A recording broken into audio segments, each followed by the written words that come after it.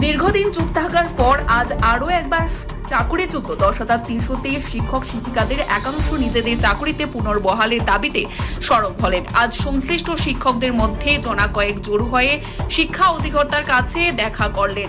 দাবি একটাই, তাদেরকে যেন সরকার পুনরায় নিযুক্তি প্রদান করেন।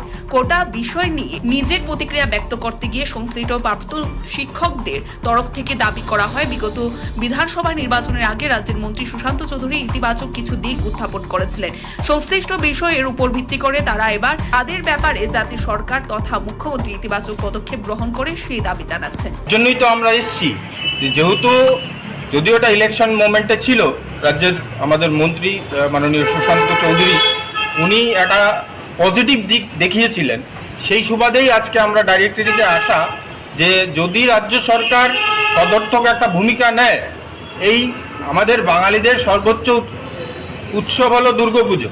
দুর্গাপুজোর আগে যদি রাজ্য সরকার একটা সঠিক সিদ্ধান্ত নিয়ে আমাদেরকে বিদ্যালয়মুখী করে আমাদের পুরনো চাকরিটা আমরা ফিরে পাই, সেক্ষেত্রে অবশ্যই আমরা সাধুবাদ জানাবো রাজ্যের ক্যাবিনেট তথা রাজ্যের যে সমস্ত বিধায়করা আছেন বর্তমানে, তাদেরকে আমরা কেন সাধুবাদ জানাবো না?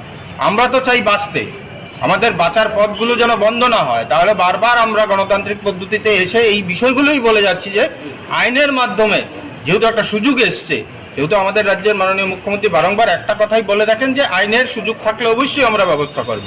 সেক্ষেত্রে আমাদেরও একটাই বক্তব্য, যেহেতু আইনে একটা সুযোগ এসছে, সেই সুযোগটাকে প্রপারভাবে কাজে লাগিয়ে আমাদেরকে বিদ্যালয়মুখী করব, এইটুকুন আবেদন নিয়েই আমরা বারবার রাজ্য সরকারের কাছে যাচ্ছি।